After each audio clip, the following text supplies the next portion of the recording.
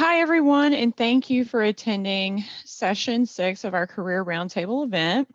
My name is Marcy Bishop Lilly, and I'm the career coach for the College of Music and the College of Visual Arts and Design. I'm here with my co-host Vinod Shrestha, the Director of Foundations at CVAD, and together we bring you the Career Roundtable, a forum for students to discuss and discover career opportunities in visual arts, design, museum studies, art education, art history, and other related fields that may or may not relate to art. The Career Roundtable will provide first-year students and beyond the opportunity to prepare for career possibilities and connect with mentors. At the end of our session today, we will be giving away at random a $25 gift card to Vortman's. In order to qualify for this drawing, you will need to stay in the session as well as enter your MyUNT email address into the chat. We will email the winners after the session. So if you want to go ahead and students, if you want to go ahead and enter your email into the chat, we'll get that documented and we'll be good to go. So today's agenda will include the introduction of Dr. Lauren Cross and Barbara Trappier, our career roundtable poll, and the podcast of the month. And then we'll actually have our roundtable session in interdisciplinary and fashion design careers.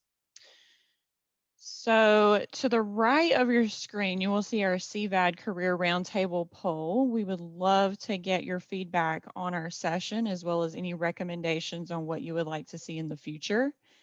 These polls will be sent to everyone in the session in a follow-up email.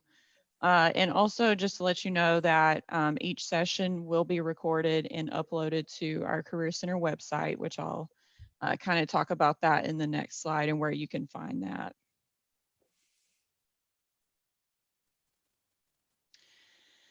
So in case you're not able to be here in our session today or would like to revisit any of the information in our sessions, we do record each event and upload them to the careercenter.unt.edu. So if you visit our website, you'll see the video tab in the right top hand corner. Click on that and you'll be able to access any of our past career roundtable sessions.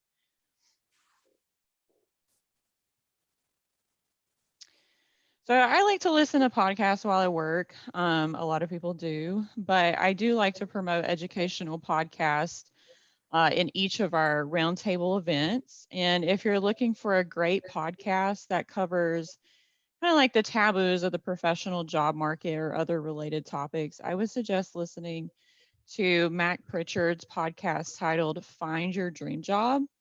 And you can find these podcasts using your Spotify app.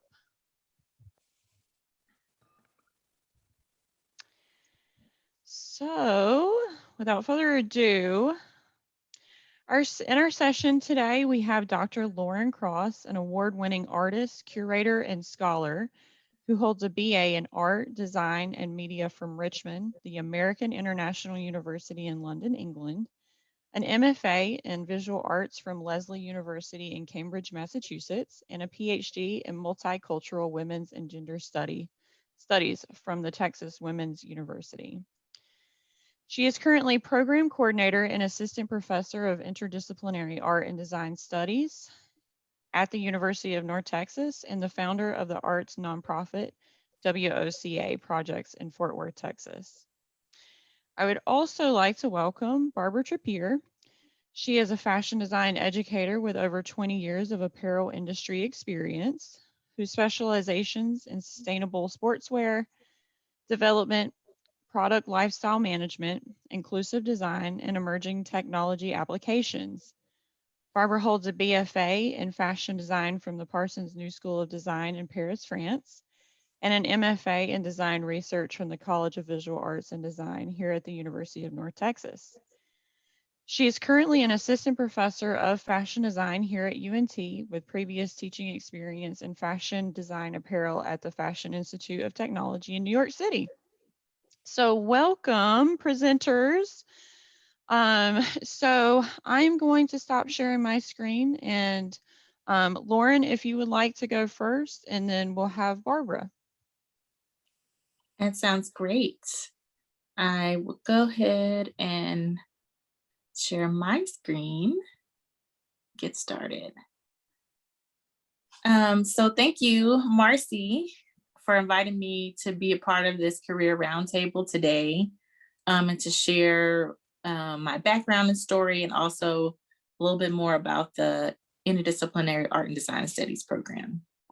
So I wanted to share first a bit about my career trajectory, um, just to kind of like, kind of trying to identify myself with students and how they may be kind of trying to think about their own career trajectory moving forward. So my educational experience started in 2001 when I graduated from high school and went to the University of Texas at Arlington. Ironically, I started as a pre-nursing major. And then had a small stint in mathematics, and then eventually landed in photography and media arts in 2002. And then that was, I mean, I could have a whole session about how that happened, but ultimately it was really having the confidence to really pursue my interest in the arts, which I really had, as a child. And so once I really kind of honed in on that I was interested in being an artist and being a part of the art field, that kind of took me on a journey of discovery. And see, in 2003, I did an internship with the Bureau of Land Management. This was a 3-month paid internship in photography and graphic design.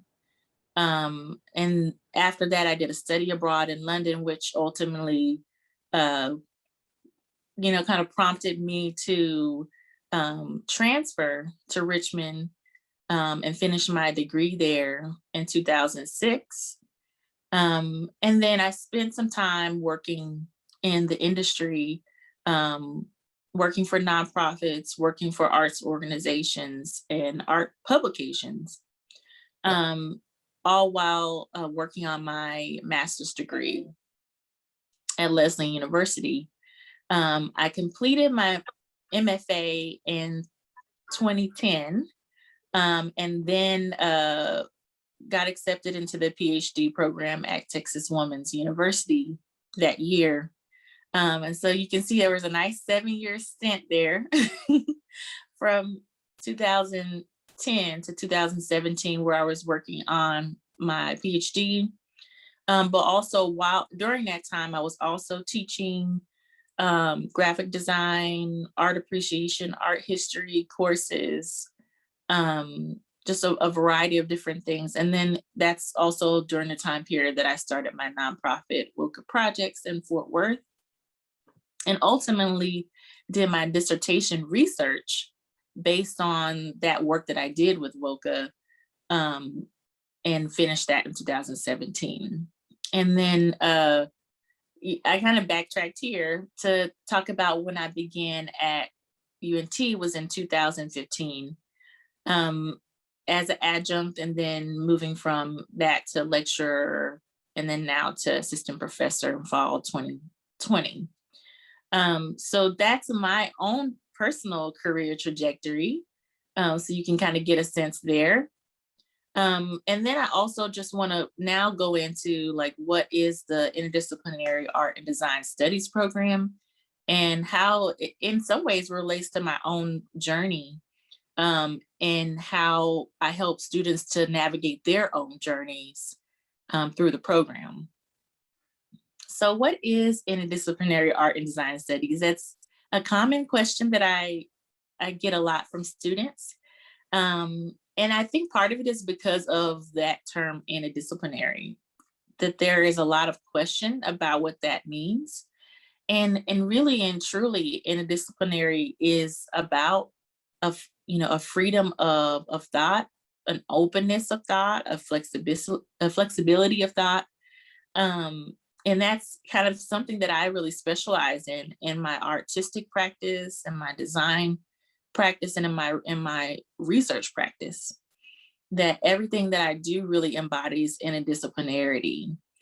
And so that's really what the program is about as well, is really fostering a connection to what it means to be interdisciplinary, and helping students who have an interest in art and design, but may have an interest that hasn't been created yet. And that's not uncommon. Or in some ways are not existing programs in our college. So we have students that are interested in a variety of different career outcomes. And so there is a lot of flexibility for students to chart their own path, and to receive a lot of advising and mentorship along the way to sort of understand what are the nuances of what I might need to do in order to get to the end goal that I would like. So that's what interdisciplinary art and design studies is. So what would you learn in the IDS program? That's kind of what we call it for short, is IDS. Some people call it IADS. It all works for me. So these are a few of, what we call kind of like the key learning outcomes for the IDS program. And this really was built out of conversations with students over the years and some data research. And also just some of the outcomes of what we do in the program. And that is that we champion creative entrepreneurship. We are advocates for cultural humility. We train students on digital communication and thinking about digital communication more broadly, how it can help anyone in terms of how they communicate with people. We are really helping students to develop a sense of social responsibility, whether that is in engaging with the community or in their own personal pursuits. And then lastly, strategic marketing is a key component, both from a professional standpoint, that students should learn and know how to market themselves in the creative field, but then also learn how to help others, whether it's in the creative field or outside, on how to market themselves as well. That, as creatives, we're always sort of looked upon for our innovation potential. And so that's where that strategic marketing really comes in. We have that ability to help ourselves and others to think through problems and how to, get the word out about what we do. And so, these images that I'm showing here are some examples of some of the things that students in the IDS program have done. As I said before, we are advocates about building social responsibility in students. And so much of actually the teaching and the learning that students do is not just only in the classroom. Obviously, with COVID, we're sort of, restricted to kind of identifying this within an online virtual environment. So right now we're doing a lot more guest speakers and kind of virtual experiences, but in a face-to-face environment, as you can see in the pictures, students are out, they're in the community, they're creating programs in the community. You can see in this image right here on the top left is a symposium that IDS students put on a couple of years ago. We go out and do tours, whether it's in museums at the bottom left or in the Texas Fashion Collection. We do a lot of partnerships with organizations, so that students can really learn real world experiences and how to sort of apply the knowledge that we're talking about in the classroom in a real world context. This is an example here. Students are, there's a picture of students, they just at the end of that picture had completed presentations for the Day of Digital Humanities that the UNT Libraries does every year, or did every year before COVID. And so the students did a whole virtual, not a virtual, but a whole lightning talk about their research that they were doing in class. Um, so there's like a lot of outward facing activity that students do. We're going out into the community and we're learning basically how creativity works, in communities in our area. We did a whole tour in the Cedars in Dallas, visiting all of the different creative entrepreneurs there, so that students can kind of see themselves as like this could be me in the future. We're also learning behind the scenes of what happens in a museum. In this picture here, we're in the vault of the Modern Art Museum of Fort Worth, learning about like what actually happens in the preservation and conservation of artworks, and then also just how an exhibition comes to be. So a big core competency of the the content is about interdisciplinary knowledge sharing, and students within the degree program are strategically required to choose a minor that allows them to really focus on whatever career outcomes that they're looking for specifically, whether it's marketing or journalism or anthropology, or business. There are, we walk students through how to choose the best minor based on what they're interested in. And we highly recommend that students do internships, and students have been very successful in the program in getting internships, whether it's with local art galleries or museums or design organizations. This is a critical component that we feel helps students to really kind of have placement in careers after graduation. And so this is just a list of some of the different variety of careers that students in the IADS program tend to be interested in, from art law to working in nonprofit organizations, or businesses, and just a variety of different design or digital communications oriented fields. So one of the things that I often and my screen kind of made this a little wonky here. What I really like to encourage students to think about is just to begin with a vision and to be flexible in terms of how one goes about that goal. And I think that you could see that in my own story, that there was a lot of movement, a lot of changes happening over time. But understanding that whatever that vision that you may have, it will require for you to have understanding of where you want to be, and what your goals are. For whatever reason, the visuals here are not showing up very well, but these are slides that I tend to kind of share with my students about how to really identify what their interests are within an interdisciplinary program. You have students that are interested in so many different things, or some students that haven't identified what they're interested in, but they know that they want to be in the arts. So those are that's information that I think is very valuable for students. Another thing that students need to know kind of going out into the world is that the world needs us. We offer as creatives so much to the world at large. And our education is a major component of that. It equips students to be creative and to solve the world's problems in unique ways, to be leaders in ways that are very important. Here are some of the different degrees that students tend to be interested in the workforce.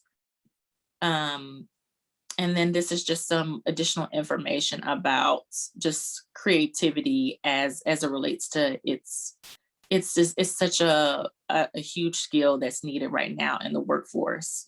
So that's really what we really champion in the program. And that is essentially what students in the IADS program are encouraged to be confident in their creativity, whatever that may look like. In terms of art related job opportunities, we know that, jobs in the arts are its own, its own beast, if you will. And so what I really try to encourage my students to think about is to think about job seeking as an actual role. And, in career development, they tend to talk about a job seeker kind of role, or, that it's almost a job within itself. But then also within the research that I've done in creative fields, there's also a need to be entrepreneurial and to have a growth mindset, to always sort of be looking at what are the possibilities of what it is that I'm trying to do. So having that perspective is really, really key. So in addition to the other jobs that I mentioned before, these are some additional art related jobs that students tend to get into. And then jobs within the cultural and art sector in particular, these are like all very much like art gallery, museum, nonprofit art center, culture center oriented. I also like to help students to understand the distinctions, between, what your goals are and what goals or jobs may require advanced study. And so we do have students in the IADS program that do go on to go to graduate school because they are pursuing jobs like you see here. They're interested in being a museum curator, or they're interested in working in exhibitions management. They're interested in maybe being a college professor, or getting an MFA and being a studio artist and really pursuing that full time, or working in public art or city art sector. So all of those things require advanced education. And so, I do a lot of work in helping to prepare students for that, if that is something that they desire.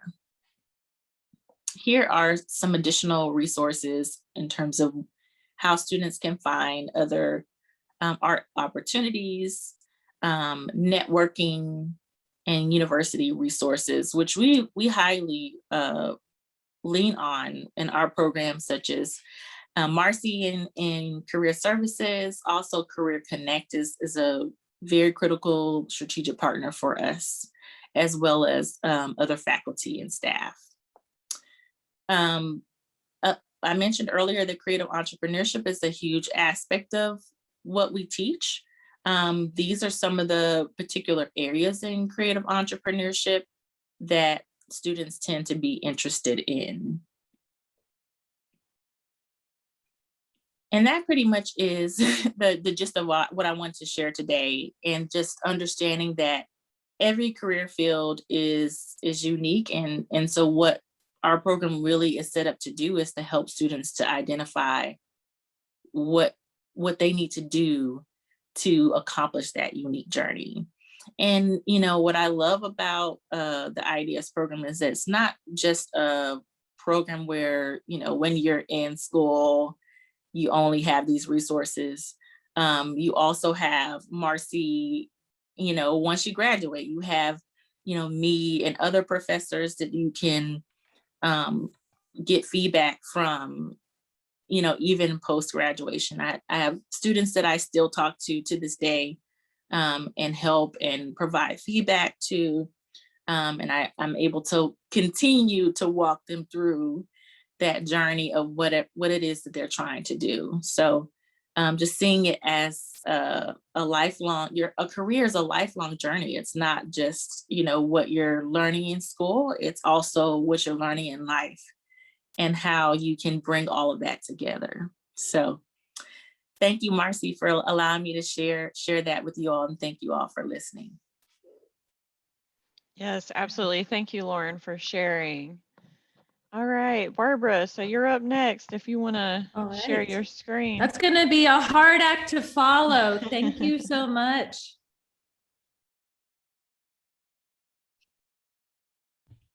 Yeah, thank you so much, Marcy and Vinod, for hosting this session. And Lauren, I really appreciate a lot of the information that you shared. I think my presentation regarding fashion design is going to be very parallel to some of the things you shared.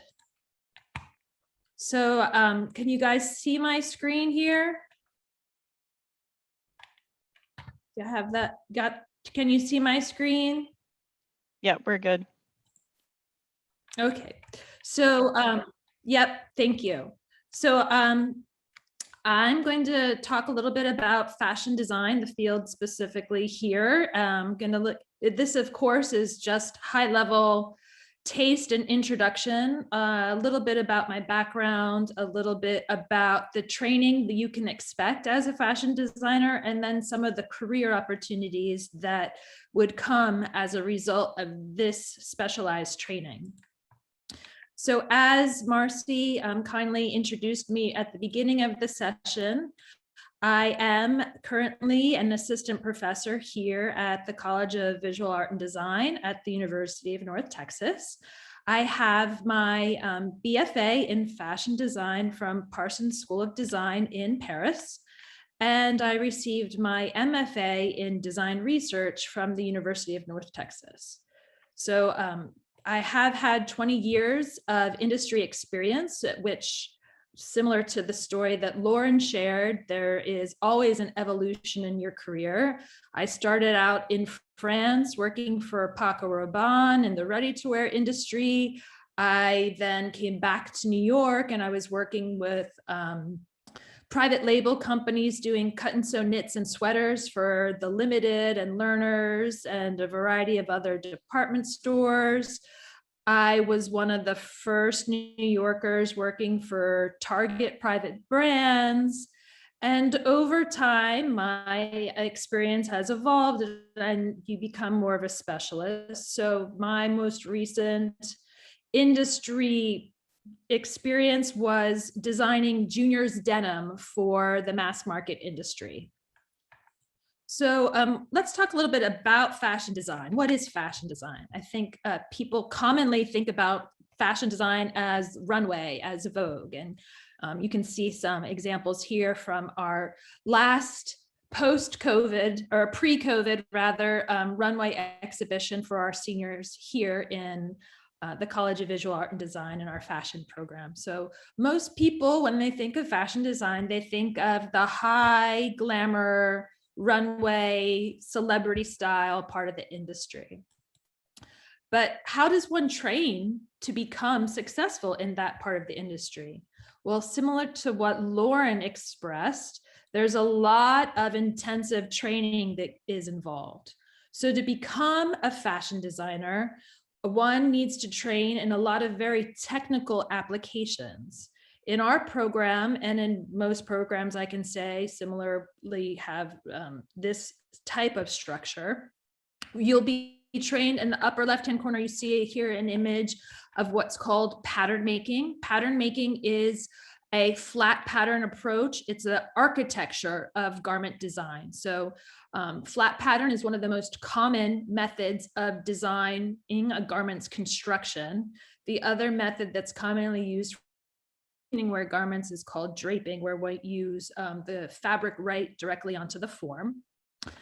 And of course, there's the actual making of the garment through sewing. So our training, most training in the fashion design programs you'll find do include some kind of component of industrial sewing. So the reason that this is very different than sewing on your home machine, it's actually training you to use the equipment that would be used in a factory. So you're learning how to design and construct a garment to the same standards that would be at industry apparel. And then of course, there's also the tailoring of a garment.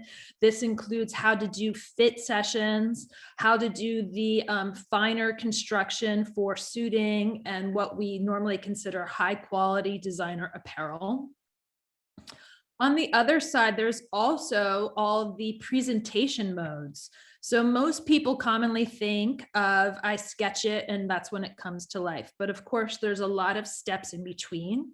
So fashion design training usually does include some illustration training, rendering, proportion, how to create good shading.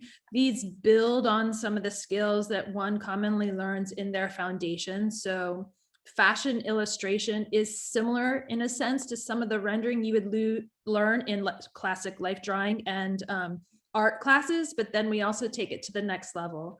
There's also the digital applications that are common in our industry at this point. So here you can see some representation of some filled presentation most commonly done in the industry using Adobe applications. So that's a blend of Illustrator and Photoshop and InDesign. And the other critical piece of it is product development, lifecycle management. So that's a system of, in order to generate a product, which you can see down here on the bottom left, right corner, a garment, and next to it is what's called a technical package. So our training process brings students through the process of how to work with digital platforms that manage what product life cycle development. So the sourcing of the raw materials, the fabric, the thread, the zipper, the buttons, the design of the garment, the measurement specifications needed, how to communicate that information to a factory in order to get not only one sample made, but multiples if you were in a real production scenario. Costing is involved. Sourcing, working with international global platforms. So all of that is included in the digital product development process. And then of course, there's working in the studio. So we do a lot of experiential learning. Here you can see students messing around. We have the half scale form, which you can see here on the right, where our student is making some prototypes of their idea. Or on the left, you see here a student doing a fit session on a piece of apparel product that they had made. So we're working back and forth between the live model and what's called a dress form to do our fittings. And most fashion programs would have you trained to work fluently between both modes that in order to have a garment be made. And then let's talk a little bit now about the careers. So some key qualifications that you would need in order to be a successful fashion designer is, of course, design training, which is some of the things I just presented.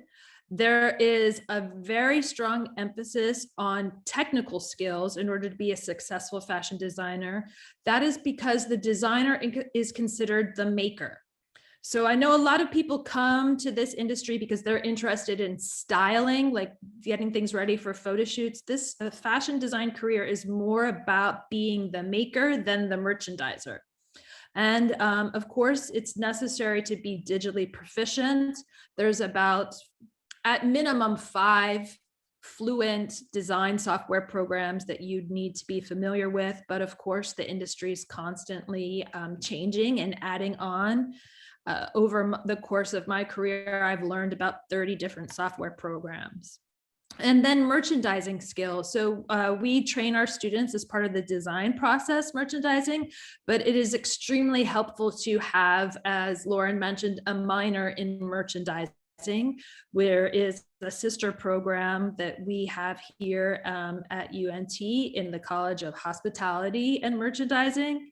And then business professionalism, knowing how to communicate both verbally and through written format to be clear. And of course, as Lauren mentioned, having some business skills as a minor are helpful as part of that in order to build entrepreneurship.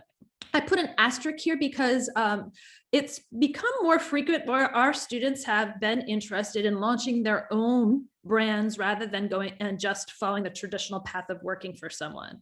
And then on the right here, you see kind of a table of various jobs within the industry that are usually part of the design training. So fashion merchandising, that is both at the retail level, but then also at the buyer. So a lot of the jobs that come out of there really come out of more of a merchandising program. Those people become product managers, which are what down here. They're the ones who are assorting based on history and data.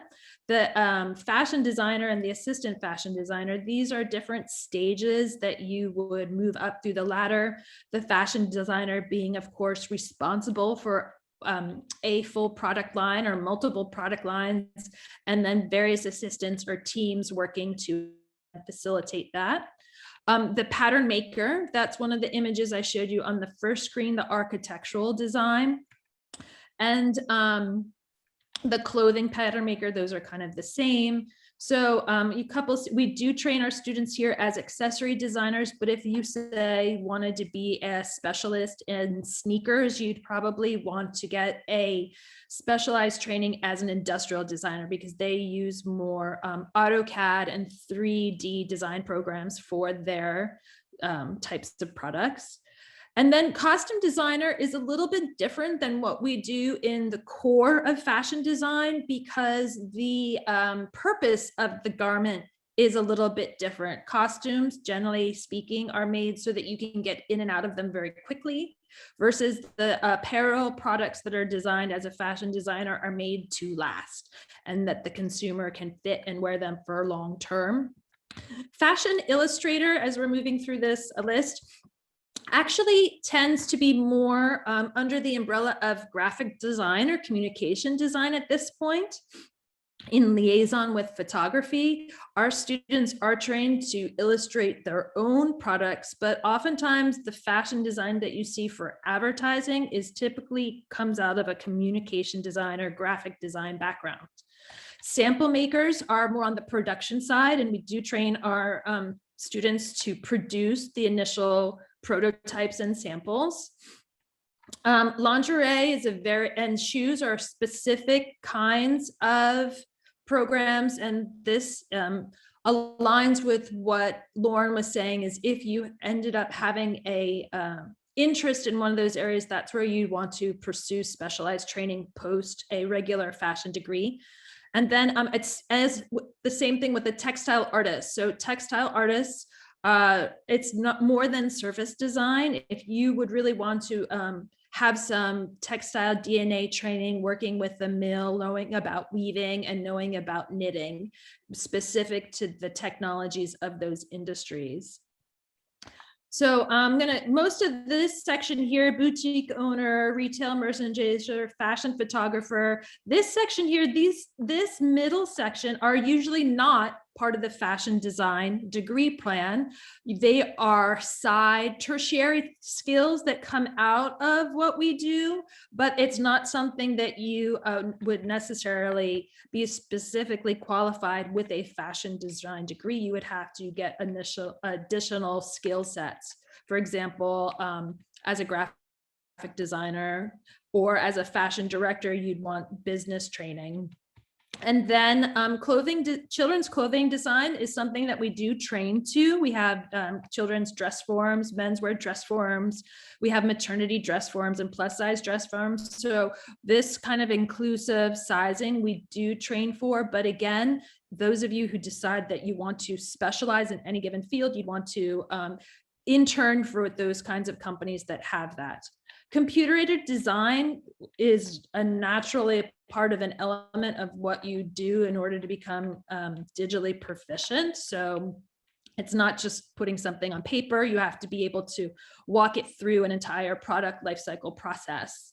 Embroidery designer, so that goes back to a textile artist. So if that was an area that you were specifically interested in, it's about learning how to also be able to generate those as through the computer as well as making them. Oops, sorry. So this next slide here gives a snapshot of where some of our students have typically trained for their internships in the local region. So our university has partnerships currently with JCPenney, Automatic Threads. Finley Mole is a women's shirt company. The Apparel Group, they do private label men's and women's shirtings, casual sportswear, tailored sportswear. Waters, if you've ever had to buy a prom dress, you might be familiar with the Waters. There are bridal dresses. They're a company here locally. Dickies is more outerwear focused workwear. As is Hagar. They also do men's suits and dress shirts.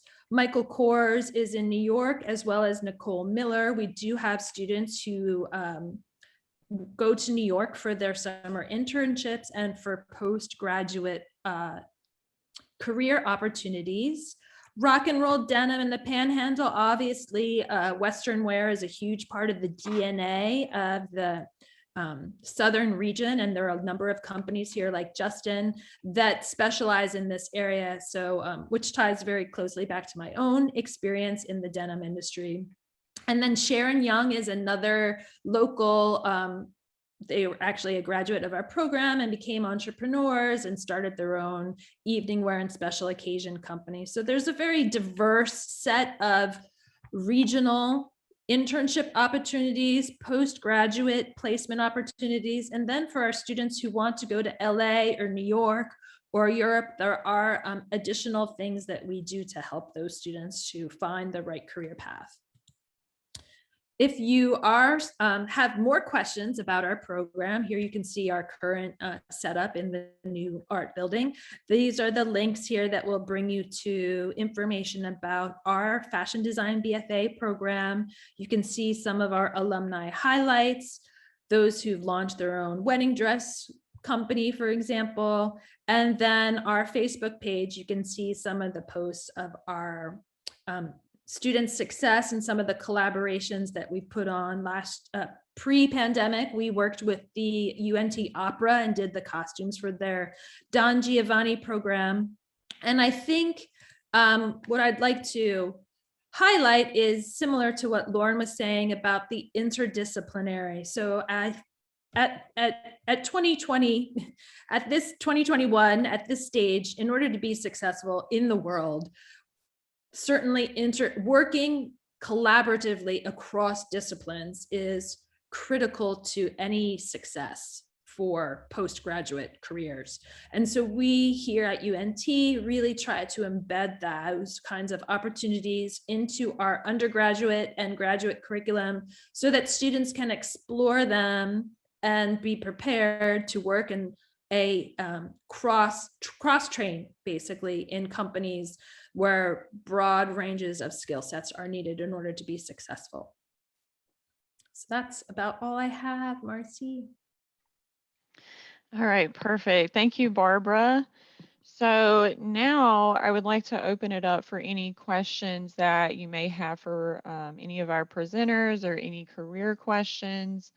You may, unmute or you may type them in the chat. Another thing that I did want to mention is that if you are in our session, students, make sure that you are putting your MyUNT email address into the chat so that you will be entered to win that $25 Wortman's gift card. So go ahead and put any questions you have in the chat, or you can unmute if you have any questions. So I have 4 questions for you all. And my first question, well, I'm just going to introduce myself. My name is LaJacia Champion. I'm a junior in the CVAD college, and I'm majoring in media art, but I'm also skilled in like other assets such as like videography, photography, video art, sound art, performance art, fashion, costume design, and graphic and illustration design. So I figured, that goes along with the interdisciplinary track. And I just been looking at careers as like an art director. I believe that'd be like the best option for me since I'm pretty, stressed out in like different mediums or medias. And I wanted to be able to like collaborate or to work with like companies or eventually branch out and open my own studio as an art director.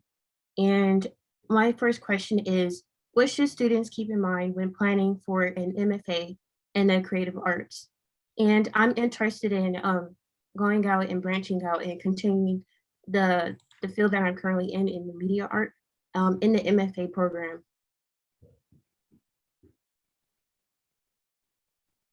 Lauren, do you want to take that one? Yeah. Hi. So that's a great question. So what I hear you saying is you are wanting feedback on the art direction aspect, like how to pursue that aspect, and as well as the how to consider the graduate school component too. So I would say in regards to the art direction, what I have found, what has been helpful for students is to do internships in art direction, and oftentimes it's like a direct entry into a job. Like, I mean, I would say for a lot of my students that have pursued that particular field, if they did an internship, even if the employer didn't hire them directly, it definitely led to some sort of, they were able to come up with some portfolio, strong portfolio documents to be able to advocate them for themselves in an art director position.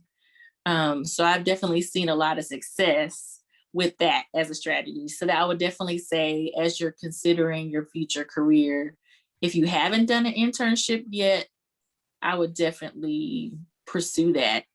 And just kind of think about what are the ways in which you can do that. Because I know that internships are always kind of challenging when you're a student. And sometimes there's like, well, I'm working a job. So how do I balance the two things?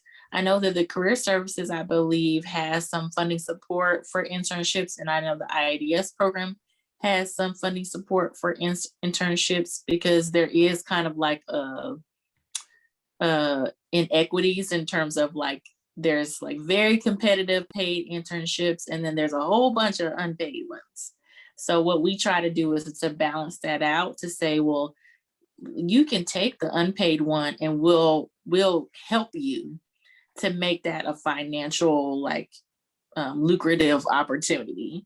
So that way you don't feel like you have to not like be able to pay your bills to do an internship, because it really, really does help, to set you apart and to kind of have like that very specific job related skills for the job that you want. So if you can do any sort of internship, I would highly recommend. And, in some areas they would say do two internships, so like you're a junior now, you should be looking now if you haven't already. I applied to one, and I'm still looking for more. Like, I'm currently looking for more. So yeah, so yeah, that would be something to keep in mind, because in addition to the degree and the preparation, that piece is so huge. And then for graduate school, in a similar way, it's like building your portfolio. And while you're a student, like, you have so many resources at the college to really start to build a strong portfolio. I sort of did it like the wrong way when I was in school. Like, I wasn't thinking about, I knew that I wanted to go to graduate school, but I wasn't thinking about that, what I was making in school, that it needed to build up to something like that. So I actually had to build a portfolio after I finished. So something to think about while you're here, and you have, the support of your faculty, the support of the university, and utilities, the facilities, at your disposal. Like, try to build your portfolio as strongly as you can, because I found it to be a little bit more challenging post-graduation to try to build more portfolio. And I'm like, trying to work, and you know what I mean? So those are some suggestions I would say on both of those questions. So. okay. Thank you. You actually answered one of my second question. I have two more, if that's fine with you all. What is the best way for an interdisciplinary artist to promote their artwork, especially when applying for internships or jobs?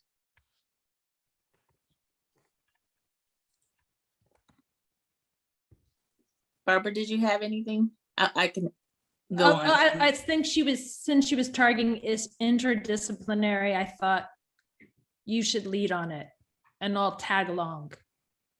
Both Okay. answers would be valuable. So, so what I would say is a lot of times the assumption is that when you're in a disciplinary that you don't have a focus. And that usually is not the case.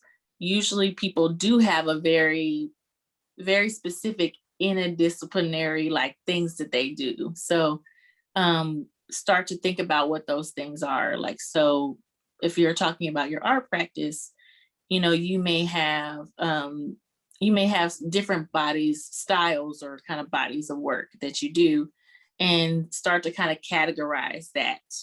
And it doesn't take away from your practice to have these different types of body of work that you do, but just kind of understanding that, like, okay, this is this body of work that I'm doing, and I understand that this is gonna cater to this audience.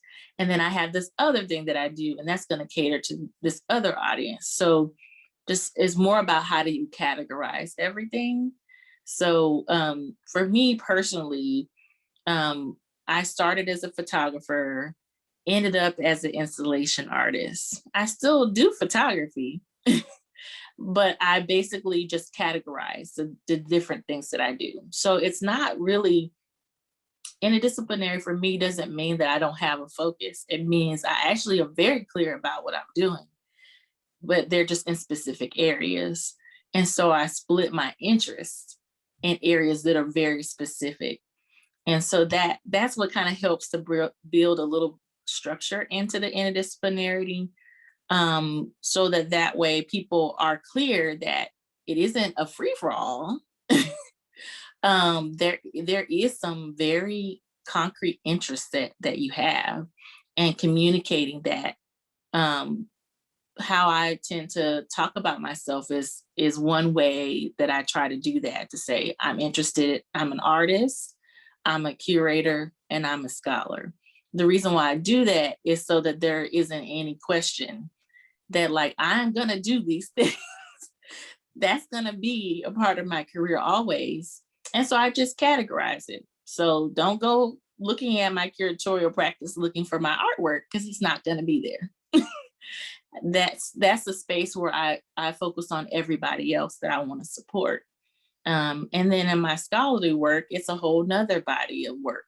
So just learning how to categorize these different things that you're interested in, and then knowing that you're going to have to invest some time into those individual things in order for you to like have that title to hold, if that makes sense.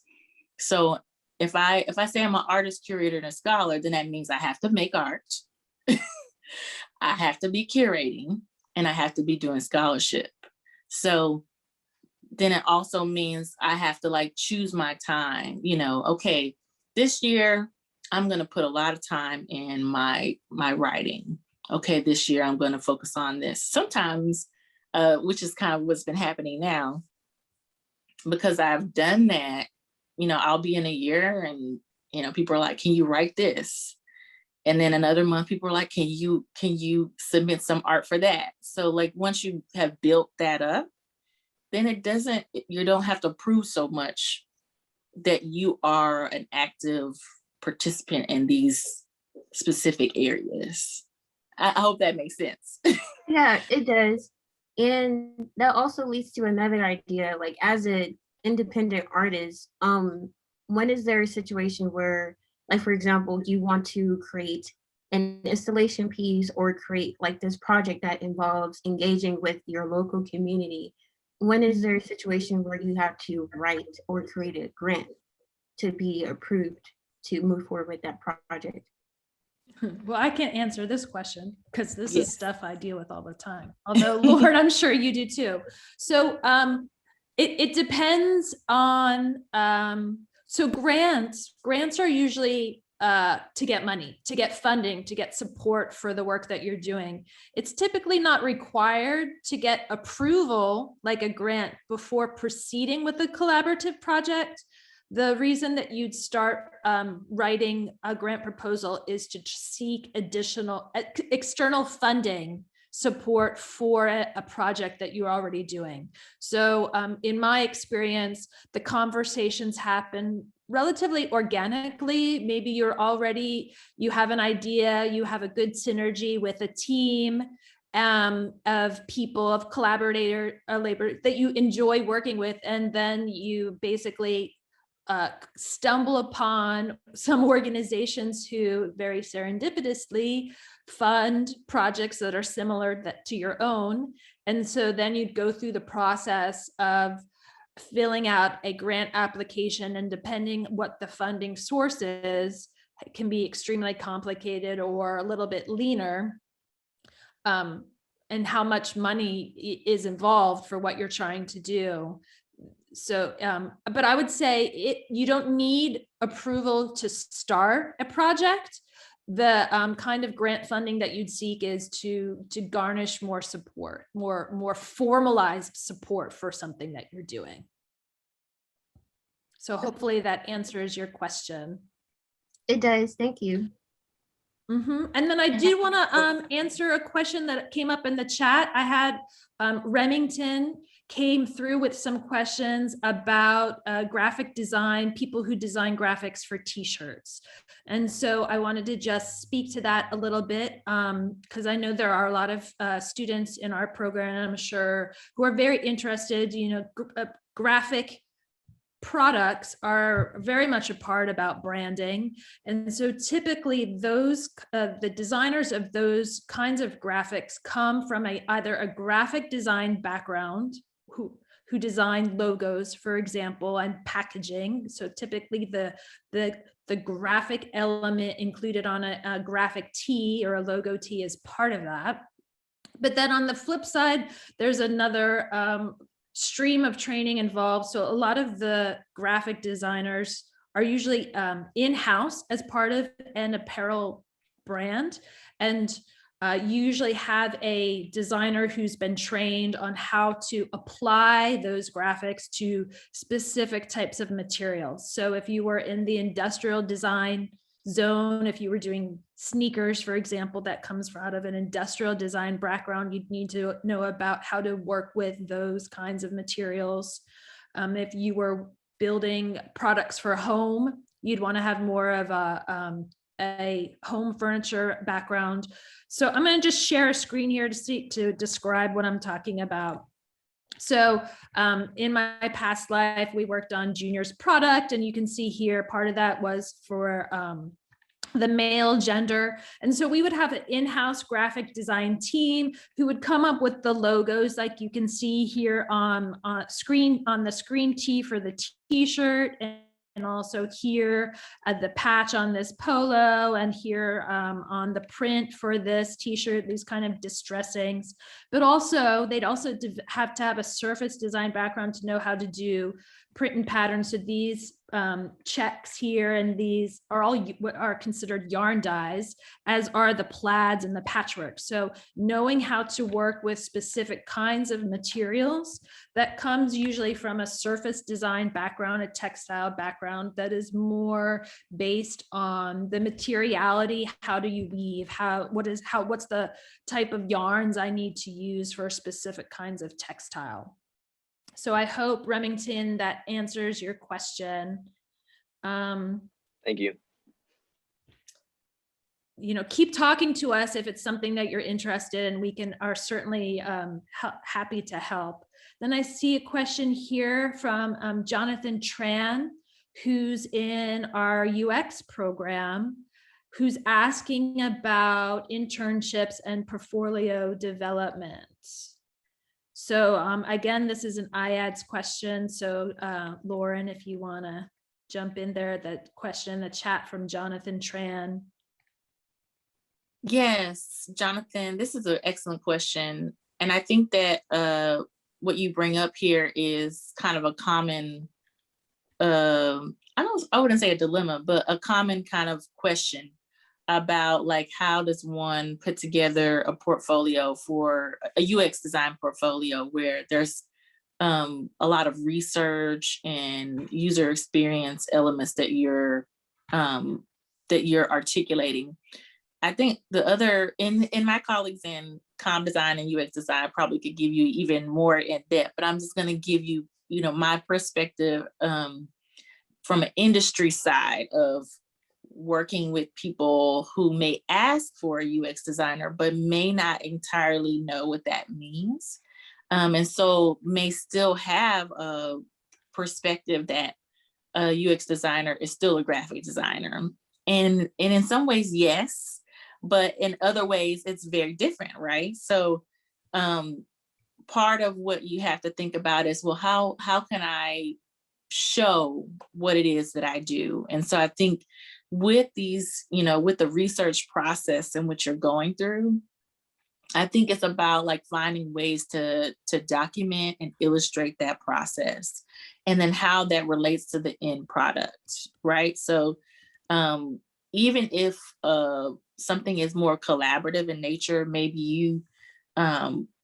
you focused more on the research aspect of a project, showing that you were a part of the team that put this thing together, or you started here and you ended there.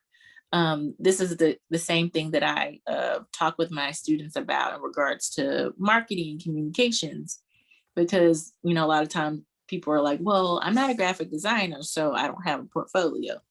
And I'm like, no, like everybody should have a portfolio. It doesn't matter if you are a graphic designer or not. Like, you're basically showing people that you know how to do something. And so any way that you can visualize your process and share that process is a part of portfolio making.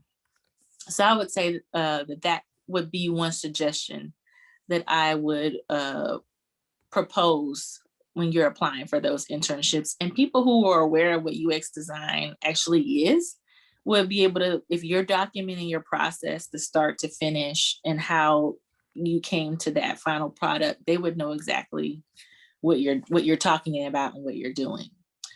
And I'm trying to see, there's another. Oh, okay. So you asked about, without a real problem to solve, should I create portfolio assets? So, okay, this is really good here. And this is something that I talk about with a lot of students. And this actually applies to anybody that needs to put together a portfolio. Whether you're a graphic designer, whether you're a photographer, whether you're anybody, and people are asking you for a portfolio, you have to create the work. And so maybe it's not a paid assignment. This in my personal experience, I'm not saying that you need to do this, but my personal experience, when there have been times where people have wanted something done and they didn't really have money to do it, those have been, for me, portfolio assignments. So I'm not getting paid for this, but this is going in my portfolio. So this is why I'm willing to do this without payment, is because I need to continue to show that I'm doing the work. You can also create your own scenarios in which you kind of map out the process. So yes, it is in part like creating these assets, creating these concepts to flesh out, so that way you're demonstrating that you actually have the skills that you say that you have on your resume. Let's see, is this doing a lot of questions? Is it unheard of to complete an ISD as soon as possible? It's not unheard of, but what I would talk to in regards to the UX design program, the master's program, I would talk to Michael Gibson. Well, you probably are. If you're in the UX design program, you're already talking to him. But I would talk to him specifically about that aspect, so that way, if you are planning to do IDS, then you can ensure that you have the portfolio assets that you need to apply for that program. So that's how I would approach that. Did you have something to add, Barbara? I totally agree with what you're saying, and I'm trying to post a couple of sites here in the chat where you can both upload your portfolio for free, but also you can see how professional industry portfolios are organized and access some job boards as well. So for the fashion industry and its tertiary fields, a free site is stylecareers.com.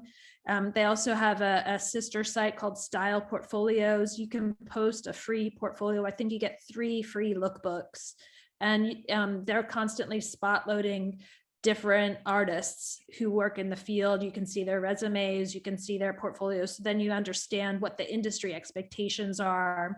And they have job boards there. They're linked to a lot of companies.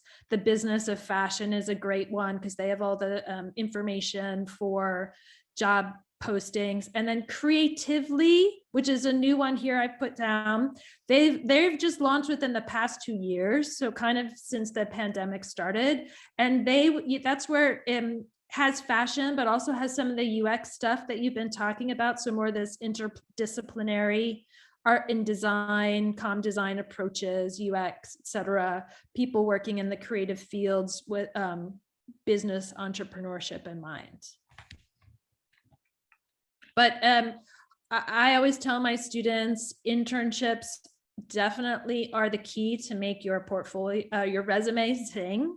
I had 3 internships before I graduated, and it still wasn't enough. So you can never have too much work experience. I would second that 150%. Yes. That internships are huge in preparing you and also building connections. I think that that's another aspect that I want us to kind of talk about, that so much of opportunities are about connections and networks. Even if it's not the internship itself that's giving you a job, but it's a reference, and I can't express enough how, whether it was an internship or even a volunteer opportunity, things that I volunteered to do for people, that were like related to my career field, that ended up being a good reference. So just having that sense that like everything that I'm doing, that this should count for something, and being present in your community, making sure that people know, if you're a UX designer, people should know, so that way when people are looking for UX designers, then they'll think of you because you're out there, you're communicating who you are, people know that you have the skills. And so it actually works in your favor, that your name and what people say about you absolutely matters from a professional standpoint. And so you should be in the practice of building that, building your name, building your brand, your professional face in the world. Actually, what people say about you actually sometimes matters just as much, as your portfolio. If you're not a good person to work with, that will follow you. If you're not nice, that will follow you. And so that's why these kinds of opportunities to connect with people, to build relationships with people are so critical. So that you have people that can say good things about you. You want that. So. Yeah, I would second what Lauren is saying, because the internships are number one about the experience you get, but definitely number two, the most critical is the networking. A lot of people come to the field and think that they're just going to be discovered, which is an unfortunate side effect of the celebrity culture that we have. But the reality of it is you really need to work your way through from the ground up. And it's about people seeing your work ethic shine through and having touch points with you. That's really how you get anywhere. The other thing I posted in the chat, besides the 3 sites I mentioned previously, is you need to have a LinkedIn account, period, end of story. At this point in life, everybody, that is how people verify your credentials. So having a LinkedIn account is what makes you real. And the other good thing about LinkedIn, which I think is an asset to, those of you who are at UNT and alumni of UNT, UNT Career Connect is doing an exceptional job with finding ways to create micro credentials and connect the skills in which you're learning, in your classes with what's on LinkedIn, whether it's like what you're taking in LinkedIn Learning courses, which I would definitely recommend. It's lots of really great nuggets of information about, like what Barbara said, about work ethic and these kind of interpersonal relationships, how to navigate workplace politics and experiences. LinkedIn is really great for that. So I would say get a LinkedIn account, even just for the learning aspect of it. It's so crucial. And being a student with UNT, you have access to LinkedIn Learning. And so this is actually another level of professional and career development that you have access to through that resource. They also have a really great interview training modules, which definitely with the pandemic, how to do video interviewing, how to do phone interviewing, how to do in-person interviewing. So definitely take advantage of those. Yeah, and I would also say I like any opportunity that's shared with me. I will try to share that on my LinkedIn. So I tell students like, hey, follow me on LinkedIn. I try to share relevant, jobs and things like that. So, you could definitely find an opportunity that way too. So I would agree with everything about LinkedIn. And Marcy posts some of the best jobs on LinkedIn. So you do not want to miss out on some of the jobs that Marcy posts on LinkedIn. So it's definitely worth joining her on LinkedIn. Yes, absolutely. Thank you, Barb. Sorry, go ahead. I have 2 more questions. One is not a part of my list, but for example, there is a company, they don't have a job posting or internship posting on their webpage or online. Do you recommend like calling or emailing like the employer and say, hey, I noticed, there's like no position that's available on your webpage. Do you all offer this opportunity, or could you make room for me or your team? Yeah, I would suggest you would want to reach out and ask for an info interview. So and before you do that, you don't ever want to, people are extremely busy, so they don't want to just be cold called out of the blue. But if you instead frame it as maybe you have done some previous research on this particular employee of that institution or company, that you are a fan of their work, and you want to reach out to them, play the student card and say, this is my background, I am interested in your field, would you be willing to give me a brief info interview? And then through that process is where they would identify if there is an opportunity for you or not at this point in their organization. Because certainly with the pandemic, a lot of companies have made some hard financial changes.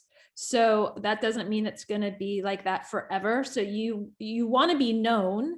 Asking for an info interview is sometimes a safer way of reaching out because it's not necessarily any ownership attached to it.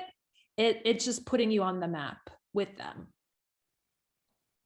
Okay, thank you. And I would say with that too, be prepared if they say, well, sometimes it's all about language too. Like, I'm very interested in working with your company, and wanted to see if you have any opportunities available. So you don't necessarily have to say, I see you don't have anything. You're more of just saying, hey, I'm really interested in what you're doing. I want to see if there's any opportunities. Or I actually have seen students have a really good experience with getting internships that way. I'm really interested in working for your company. Do you have any internship opportunities? And, students have gotten internships that way all the time. So that is definitely a way to do it, but just make sure that you're being very professional, and don't be surprised if they say, well, sure. Do you have a portfolio?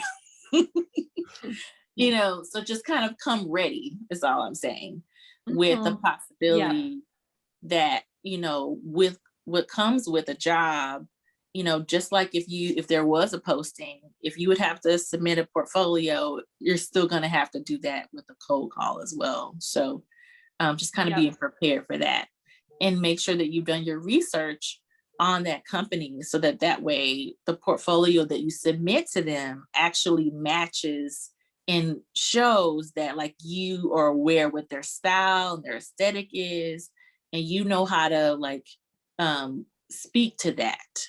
It's not so much that you can't innovate on your own, but you want to show that you speak the language. So, becoming prepared in that regard.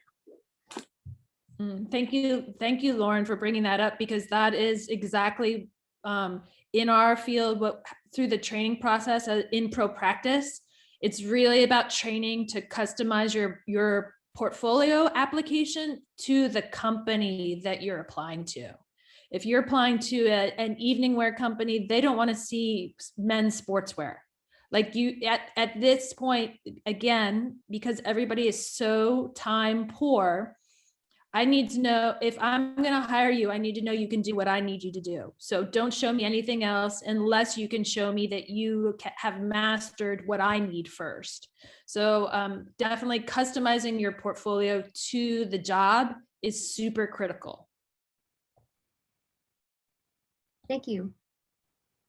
And my last question for you all is, are there any internships that are available this summer or throughout the fall semester, this upcoming fall semester, that are looking for interdisciplinary art skills? Absolutely. I'm sure that there are. Part of the work is researching to find out what opportunities are out there. So whether it's talking to your advisor or talking to myself or Barbara or to Marcy, it's a whole process of research that goes into identifying those opportunities. But absolutely, there's always internships out there, internships that can be created even. So I think it's more or less like, how do we identify the right one, right? Based on what it is that you're wanting to do, and kind of helping you to fine tune what is going to be the ideal scenario for you that will get to where you need to go. Okay, thank you. I do appreciate that. So may I ask, this has been really interesting conversation, and thank you all of the students who's been asking good questions. So my question is to my colleagues: how do you deal with failures in your career, professional and academic career? I'm sorry, Binod, can you repeat the question? How do you deal with failures, and what advice you have for students, and how could they deal with failures?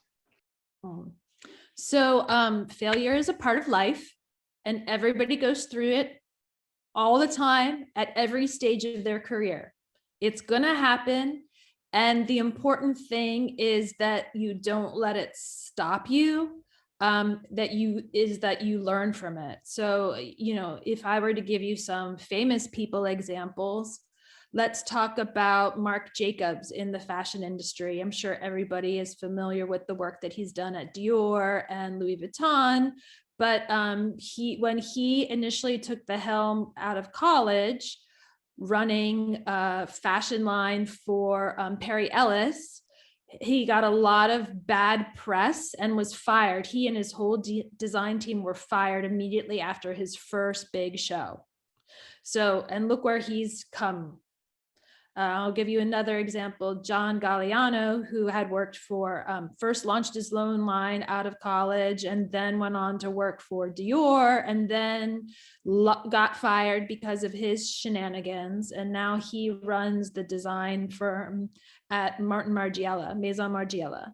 So being able to recover from a failure, to take the lessons learned and move forward after that is super, super critical. And I can give you plenty of examples from my own life. Sometimes the failures are smaller at the time and have big consequences, financial consequences, for a color that got changed in the line because you approved a pink shade that was slightly more orange, and now the entire assortment is off, it doesn't match, and your advertising is not going to work. So you have to be able to pick yourself up from those opportunities and learn from that. Failing is a part of life.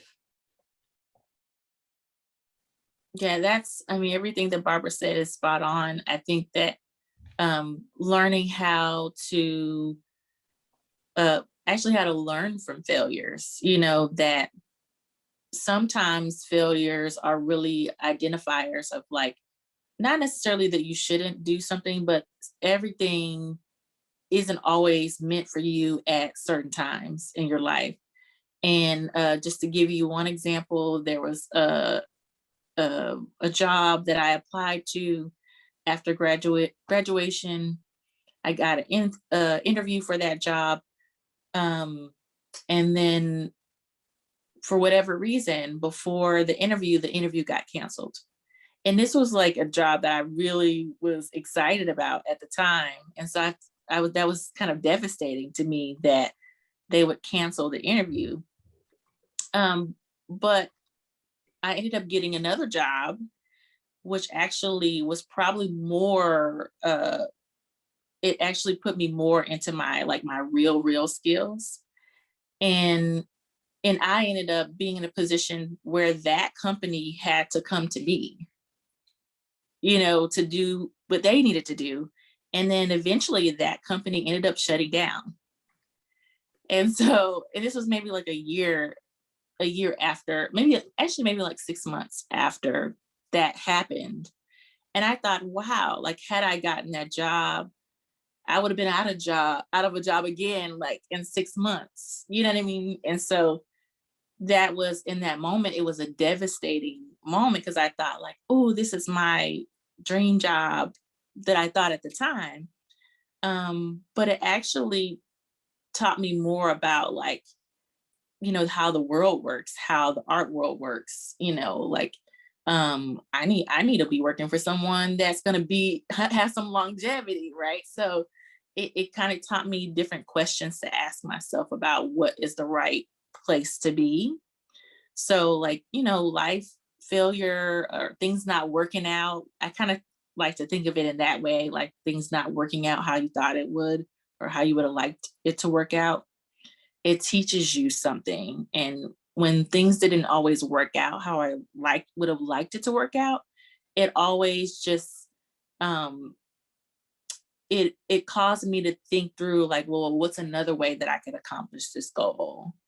When I started my nonprofit, I went into it, trying to raise a certain amount of money, and didn't reach my goal through a certain platform. And one would have thought, like, that's devastating. I didn't meet my financial goal. And then, someone was like, well, are you still going to do it? Because I really think you should still do your nonprofit. And you still would be good at it. And so, like, I basically took that failure of not reaching my, fundraising goal. And then I asked all of the people that said that they wanted to support me, and they still were willing to support me regardless of this sort of platform. So I was able to do it anyway, just in a different way. And then, was able to do it in a more sustainable way. So I think that you just learn that there are other ways that you can accomplish your goals through failure.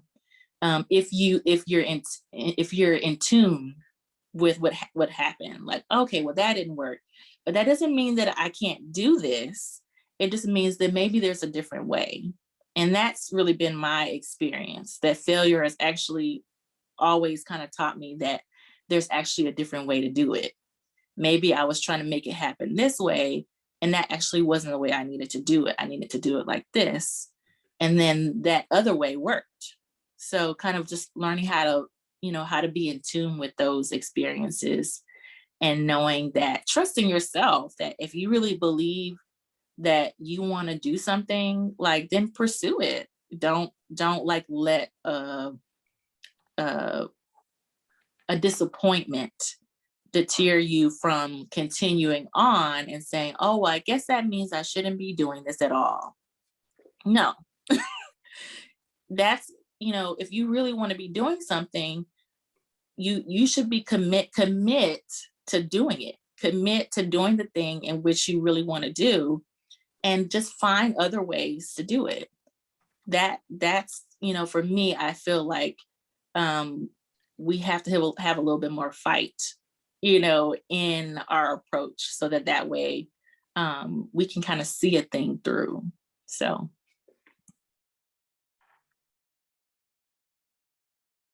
Thank you. And also too, just a general question for both Ms. Trippier and Ms. Cross is, for example, not just for example, but what are steps to take? What are steps that one should take to legally protect themselves or cover themselves when they're working in the arts business? And I've heard of the designer Haley Page, and I was wondering, how do you avoid a situation where you're not permitted to use your name in a branding? So I'm not familiar with that specific individual, but it sounds like in the scenario that you've presented, they sold their name.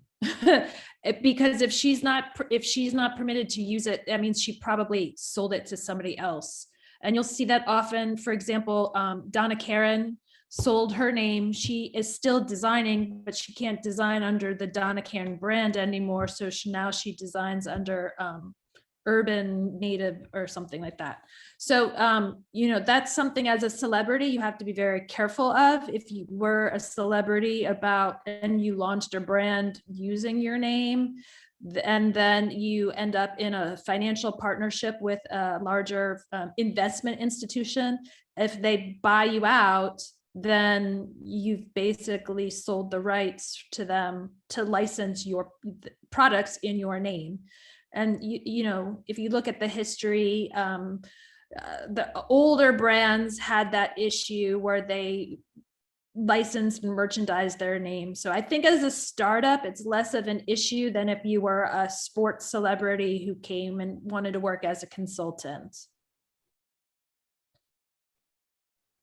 I just posted a couple of things in the chat about copyrights and patents and trademarks, as these are all legal tools that you can do to file to protect your artwork.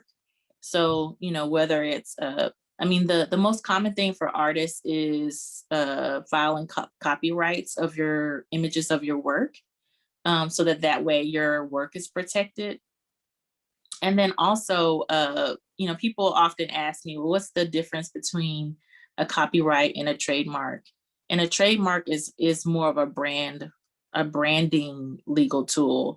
And that is so that someone can't use something that is a brand identity for you, whether it's a logo or whether it's a motto or a slogan, if you will, that those things are protected. But a copyright is more for your intellectual property. So artworks, writings, music, those kinds of tangible works that you've created, then a copyright is for that. The trademark is for when you're trying to secure a brand identity and make sure that someone can't take the logo that you created for yourself or, you know, for your company.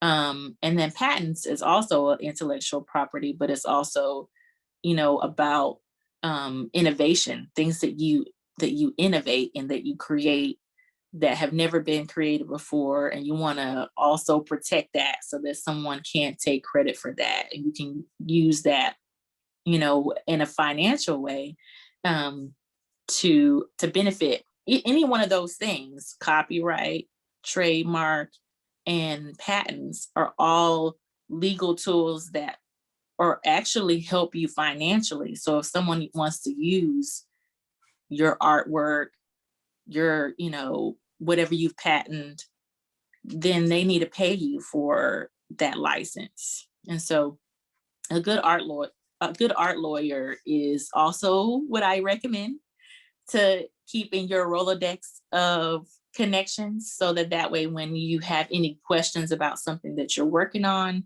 that, you know, you want to make sure that you're protected in some ways, or maybe you've been taken advantage of in a way, maybe there's a contract that you want someone to look at to make sure that someone isn't taking advantage of you in the contract, then an art lawyer can look at that and give you some suggestions on maybe what might need to be included in that contract, and things like that. And I will post some art lawyers that I work with in my courses that are really good for that.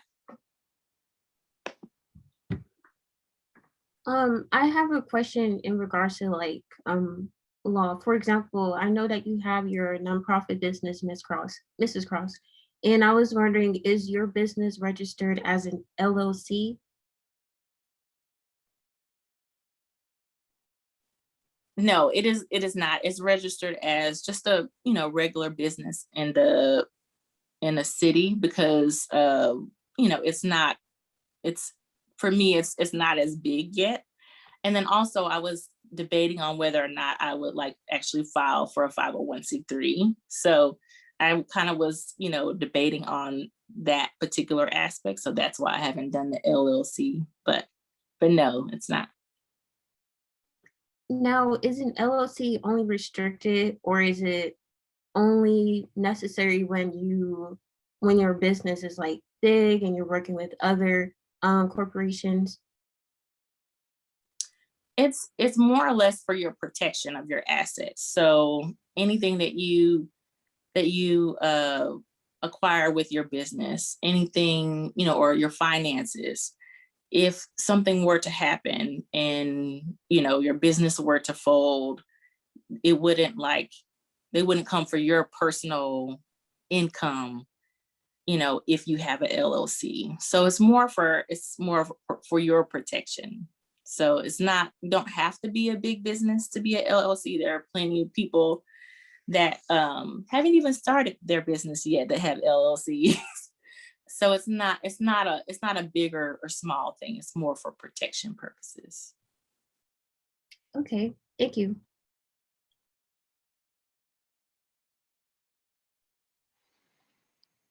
All right, so that is about all the time that we have in this session. If you have any other questions, y'all can email them to my email address. I just put that in the chat. And again, this whole session will be posted on our Career Center website. It just needs a few days for editing and getting subtitles and everything like that on to the video. But I want to thank the presenters. Thank you so much for being here and your insightful information. I think that students got a lot of really good stuff out of this session today. But yes, thank you all for being here. Thank you to the students. And I think I have pretty much all of the students' email addresses in our chat. I'll review that later. But again, thank you all for being here, and I hope you have a great day.